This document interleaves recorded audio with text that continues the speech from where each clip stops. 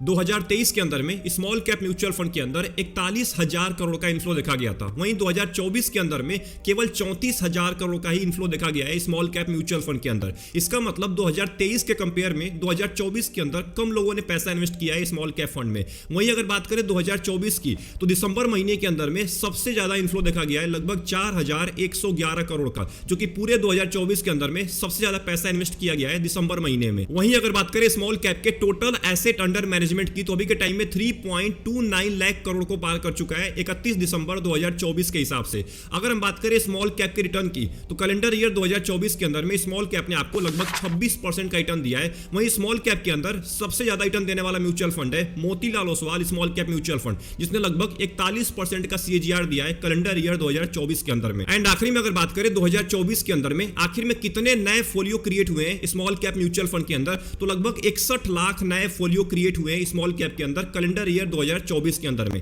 अब ये तो हमने बात कर लिया कुछ इंपॉर्टेंट डेटा के बारे में, जिससे आपको अंदाजा लग गया होगा कि अभी के टाइम में स्मॉल कैप म्यूचुअल फंड में कितने सारे लोग पैसा इन्वेस्ट कर रहे हैं। अब बात करने वाले हैं कि अभी के टाइम में ना स्मॉल कैप की हालत कुछ अच्छी आपको देखने को नहीं मिल रही है, क्योंकि पिछले 2 हफ्ते के अंदर में लगभग 7 से लेके 8% की गिरावट देखने को मिली है स्मॉल कैप के अंदर। अब देखिए FII की सेलिंग कंटिन्यू है, FII लगातार सेलिंग करती जा रही है, बट वो सेलिंग लार्ज कैप के अंदर करती है, बड़ी बड़ी कंपनीज के अंदर वो लोग पैसा इन्वेस्ट करते हैं, तो वहां पे सेलिंग ज्यादा होती है। इसीलिए आप देख रहे होंगे कि लार्ज कैप का जो इंडेक्स है निफ्टी 100 है, वो बहुत ज्यादा नीचे गिरा पड़ा है पिछले 3 महीने के अंदर में, लगभग 11 से लेके 12% तक नीचे गिर चुका है। वहीं स्मॉल कैप बहुत ही अच्छे से रिकवर कर रहा था, पिछले महीने में बहुत ही अच्छे से रिकवर कर रहा था, बट 11 दिसंबर के बाद अचानक से इसके अंदर गिरावट देखने को मिला और अभी के टाइम में पिछले 2 हफ्ते के अंदर में लगभग 7-8% का गिरावट देखने को मिला है। तो अगर आप यहाँ पे स्मॉल कैप 250 के ग्राफ को ध्यान से चेक करेंगे, तो यहाँ पे देखिए 11 दिसंबर के बाद एक भारी गिरावट देखने को मिला है और अभी के टाइम में लगभग 9%, पिछले 1 महीने के अंदर में 9% नीचे गिर चुका है। बट इससे पहले अगर बात करें तो यहाँ पे आपको एक रिकवरी देखने को मिल रही थी। अगर बात करूं मैं यहाँ पे,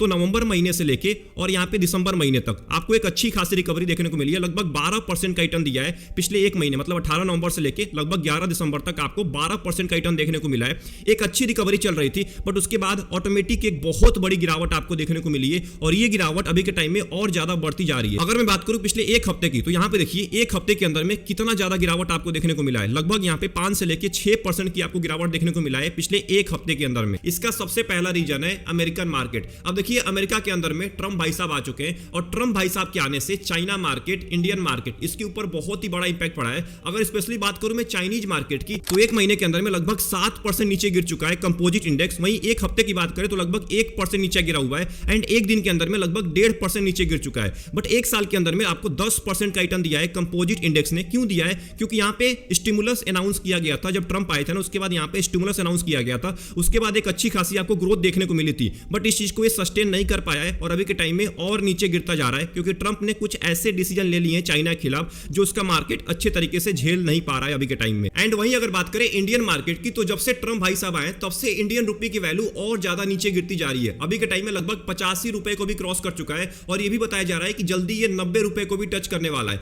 अब देखिए ट्रम्प एक बिजनेसमैन है, पहले एक बहुत अच्छे बिजनेसमैन है, उसके बाद एक पॉलिटिशियन है, और एक बिजनेसमैन का क्या काम होता है? अपने देश के करेंसी को और ज्यादा बढ़ाना। वही काम वो कर रहे हैं, डॉलर की वैल्यू और ज्यादा बढ़ा रहे हैं, जिससे जो FII है, जो बाहर के इन्वेस्टर हैं, वो चाइनीज मार्केट को, इंडियन मार्केट को क्विट करके अमेरिकन मार्केट में अभी के टाइम में पैसा इन्वेस्ट करने के बारे में सोच रहे हैं, क्योंकि जिस देश की करेंसी बढ़ेगी ना, उस देश का स्टॉक मार्केट भी बहुत तेजी के साथ बढ़ता है। और ट्रम्प भाई साहब का तो ये भी मानना है कि अभी के टाइम में वो कनाडा और ग्रीनलैंड के ऊपर कब्जा करने वाले हैं, और ये कब्जा हो सकता है कि वो अपने मिलिट्री फोर्स को भी यूज कर ले। उनका मानना ये है कि मिलिट्री फोर्स का भी अगर यूज किया गया तो मैं यूज करूंगा, बट कनाडा और ग्रीनलैंड पे मुझे कब्जा करना है, ये अमेरिका का पार्ट बनाना है। अब एक बात का ध्यान रखिएगा, अगर वर्ल्ड वार होता है तो बहुत ही बुरा सिचुएशन होने वाला है पूरे के पूरे कंट्रीज के अंदर। जो बाकी के देश है ना, उसका स्टॉक मार्केट बहुत बुरी तरह से नीचे गिरने वाला है, और इंडियन स्टॉक मार्केट की तो क्या ही बात करें। जब एक छोटी न्यूज आने से इंडियन स्टॉक मार्केट पे इतना इंपैक्ट पड़ता है, सोचिए अगर वर्ल्ड वॉर होता है तो इंडियन स्टॉक मार्केट कितना नीचे गिरने वाला है। ये उम्मीद करिए कि अभी के टाइम में वर्ल्ड वॉर जैसी सिचुएशन ना बने। अगर वर्ल्ड वॉर होता है तो बहुत ही बुरा होने वाला है इन्वेस्टर्स के लिए, बहुत ही बुरा होने वाला है स्पेशली भारत के लिए। अब ये सब सुनने के बाद और देखने के बाद ना, जो एक रिटेल इन्वेस्टर होता है वो बहुत ज्यादा पैनिक हो जाता है, एक पूरे मार्केट के अंदर पैनिक सिचुएशन क्रिएट हो जाती है,